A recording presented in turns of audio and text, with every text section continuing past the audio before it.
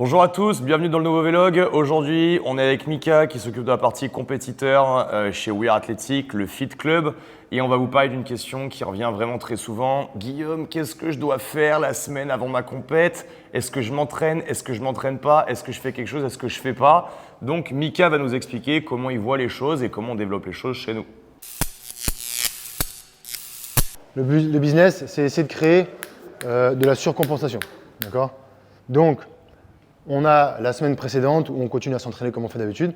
D'accord? Donc là, on essaie de rien changer, au contraire, quitte à vraiment se taper dedans, à essayer de faire des bonnes séances bien comme il faut, pour pouvoir arriver dans la fin du cycle, récupérer un petit peu au niveau du week-end. Alors, il y en a qui s'entraînent le samedi, dimanche, il y en a qui ne s'entraînent pas. Bon, bref, on part en général. Et on s'entraîne moins le samedi, quasiment pas le dimanche. Alors, vous pouvez faire votre récup habituelle. Et là, on arrive sur la semaine pré-compète, où là, on va essayer d'aller chercher de l'intensité beaucoup moins intense, avec 60% de volume, 60% d'intensité sur les WOD, où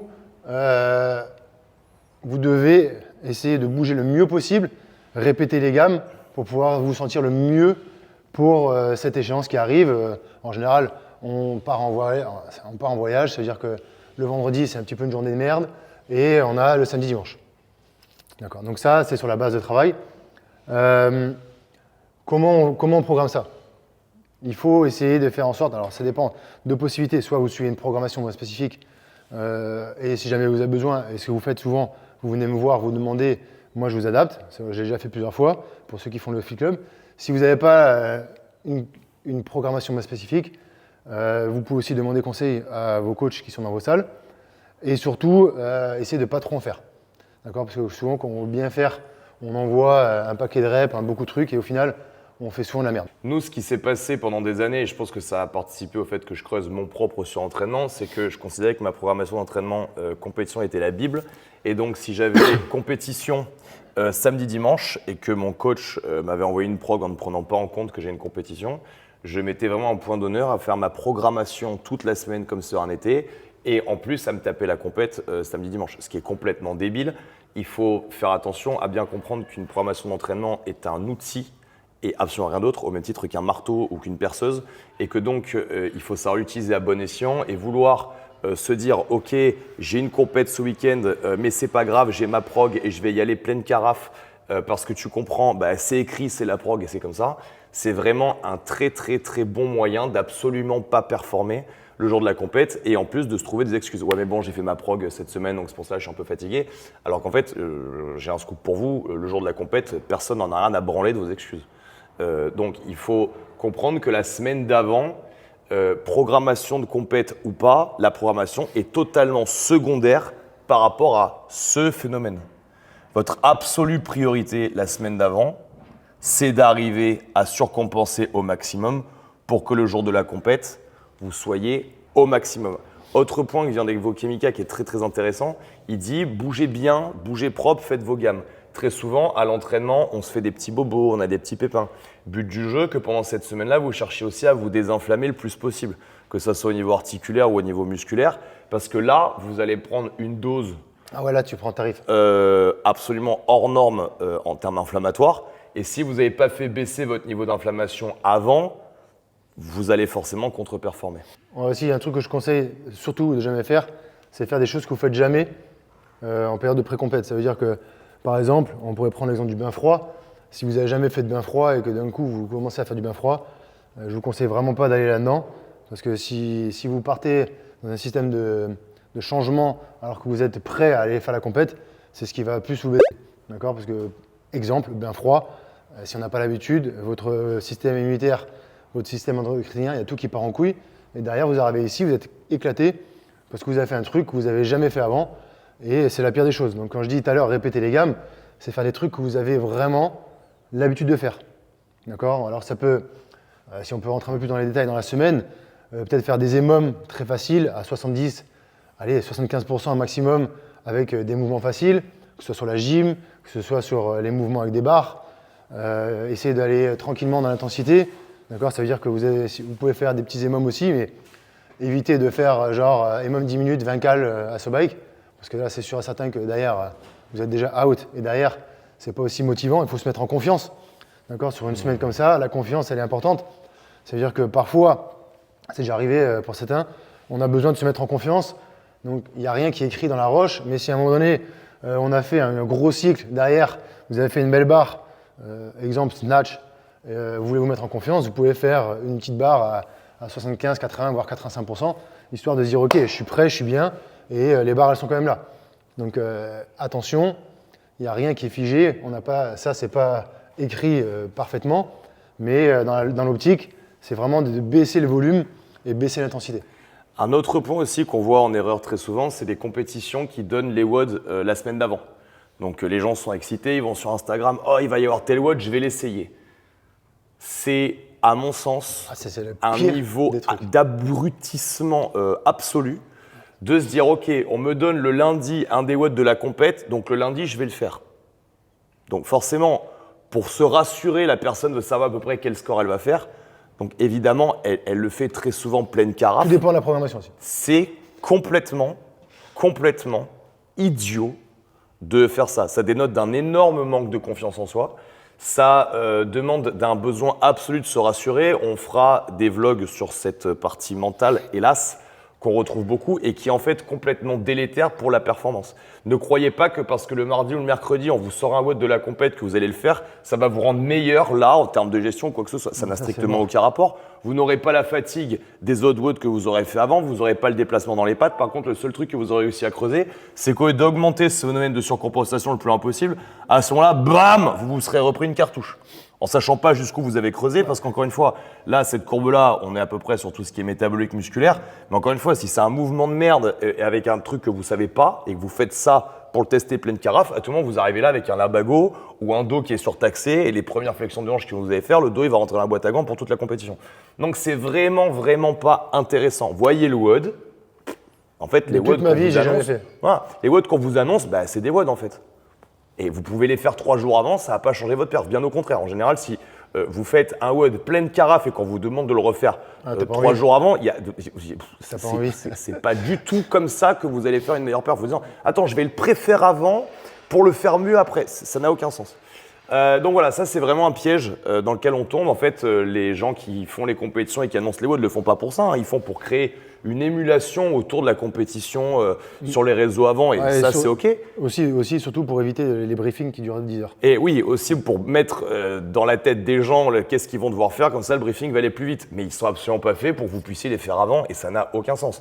On se retrouve sur la même logique des gens qui font s'il faut les open, etc., etc. Mais c'est un autre sujet. Donc, en l'occurrence, là, ne tombez pas dans ce piège. Si vous connaissez les épreuves qu'il y a avant, cool.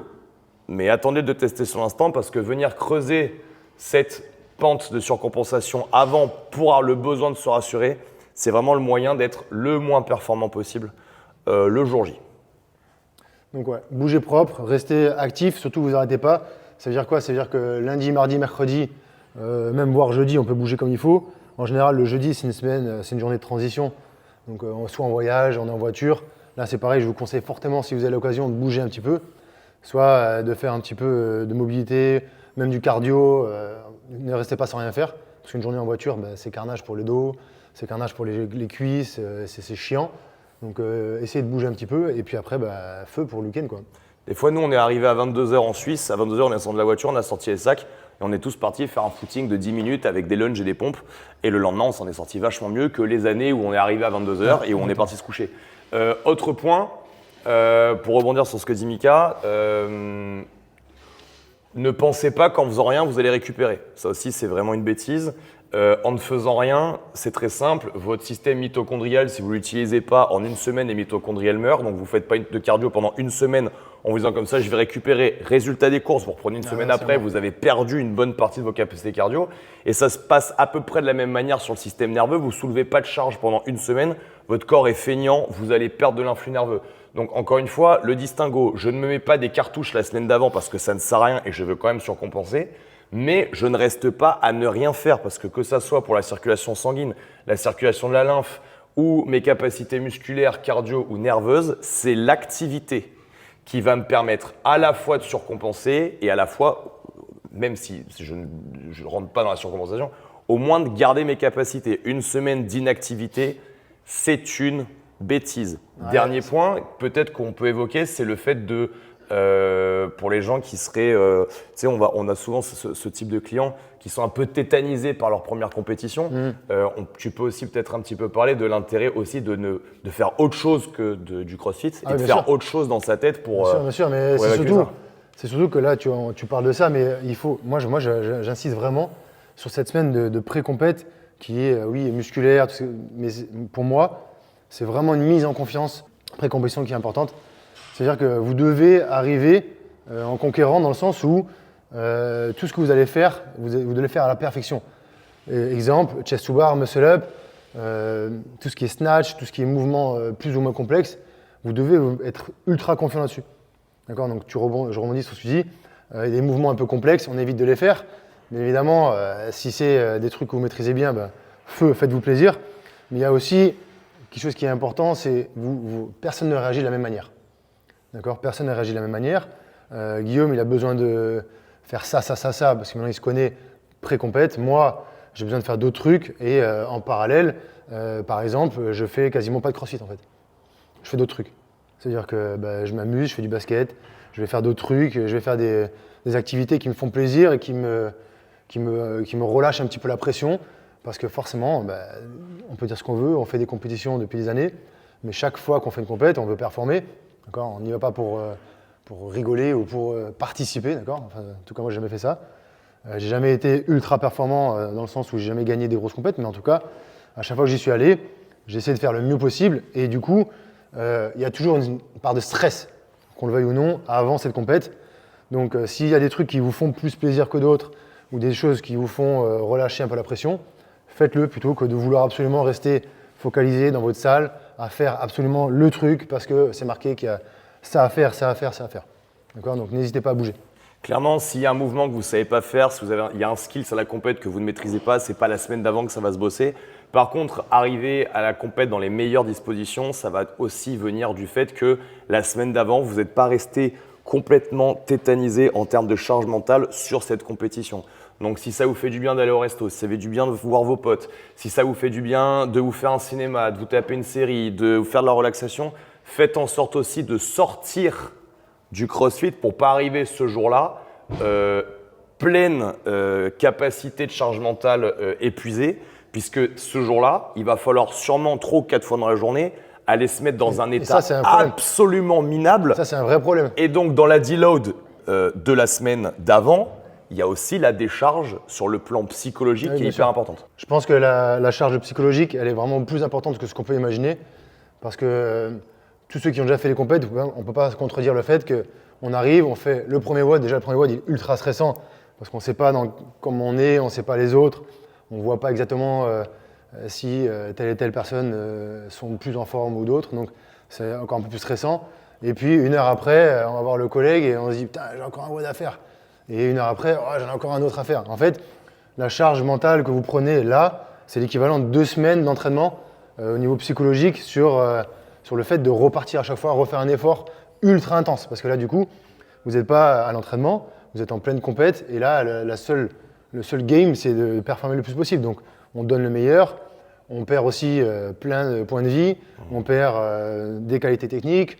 On perd tout. Bon, après, on peut aussi aller très loin. Mais à chaque fois que vous allez rentrer dans la très haute intensité, il va y avoir un phénomène qu'on appelle la déplétion hormonale. Et donc, le fait de pouvoir rester à fond de balle, maximum agressif, maximum de capacité à endurer la souffrance, la difficulté, la douleur, etc., va dépendre d'être dans un parfait état hormonal et dans une parfaite décharge en termes de charge mentale avant la compétition. Si vous arrivez déjà la tête pleine, surstressé, pas bien, et en vous étant plus tapé dans la couenne la semaine d'avant et en vous étant focalisé sur cet objectif et seulement celui-là, vous allez arriver le jour de la compétition, vous allez prendre le premier WOD, il va vous atomiser et derrière, quand vous allez être obligé de repartir, eh bien, vous n'aurez pas hormonalement le bagage d'agressivité et l'envie de vous faire mal que vous auriez si vous avez bien déchargé. Un truc qu'expliquait très bien Benjamin Quin, c'est que les semaines d'avant, lui, donc il commençait 2 semaines avant si je ne dis pas de bêtises, il faut qu'on sorte de l'entraînement avec l'envie et la capacité de faire plus. Ce qui fait qu'on s'entraîne et on se frustre, ce qui fait que le jour de la compétition, on a envie d'arracher des trucs. Exactement le même système en boxe. On croit qu'avant les combats, les mecs se charclent de ouf. Non, c'est pas du tout ça. Les gens se charclent pendant toute la période pré-entraînement et ensuite pendant 2-3 semaines, on les entraîne justement. Ils ont envie de cogner fort, ils ont envie de prendre des nions, ils ont envie d'ordonner. Et en fait, on fait en sorte qu'ils n'en donnent pas ou pas plus que ça. Et on les frustre pour que le jour du combat, au moment où ils entendent le gong, ils y aillent comme des ballons. Ça, c'est avec les années. Hein. Rentrez dans ce phénomène-là, gardez-en sous le pied systématiquement la semaine d'avant pour que vous ayez vraiment envie et cette violence et cette hargne le jour J. La semaine d'avant, ça sert à rien. Les champions de l'entraînement, il y en a des caisses, mais c'est pas là qu'en fait on forge les champions. Vous serez un champion, peu importe votre classement dans le leaderboard, vous serez un champion si le jour J vous avez donné tout ce que vous pouvez donner. Peu importe les excuses que vous êtes créés avant. Ce vlog est maintenant terminé. Merci. J'espère que ça vous a plu. Comme d'habitude, si tu as regardé cette vidéo, qu'elle t'a plu, qu'à un moment tu as eu une émotion positive mais que tu ne t'abonnes pas ou que tu ne commandes pas, sache que des bébés… toi, t'es voiture, toi. Donc des bébés jantes d'Audi S5 meurent. Ne fais pas ça. Ne fais pas ça. Faut pas faire ça. Ne fais pas ça. C'est pas bien.